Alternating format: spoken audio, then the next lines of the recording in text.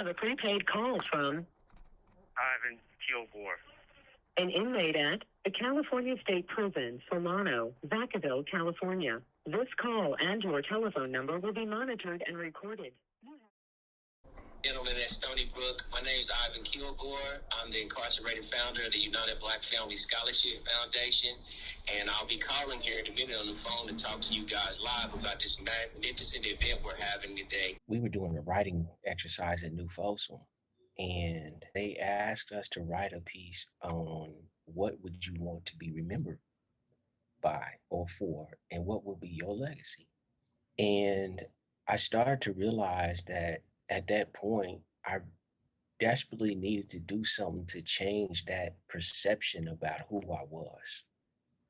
And so, people remembered me for being, a young drug dealer, someone who was, quick to enforce violence in the streets in terms of, defending mine.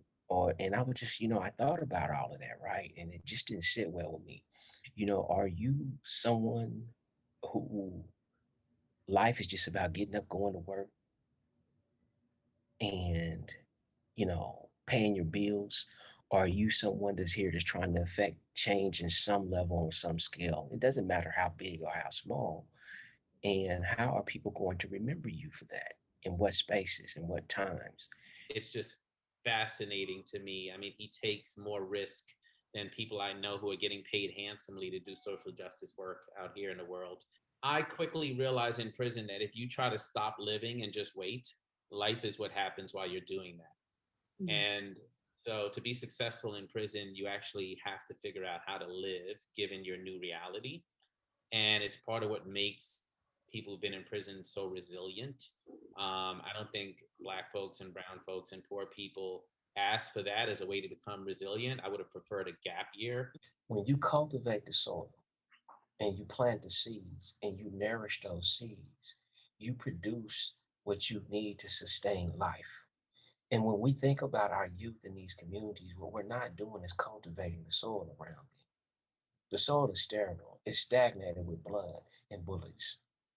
And what we need to do is create an environment where we cultivate the learning and experience, where we can take those seeds that our youth represent and nurture them by giving them the experiences as well as the support. Ivan is in the deep end of the pool. And if we don't do work in the deep end of the pool, good luck with everything else.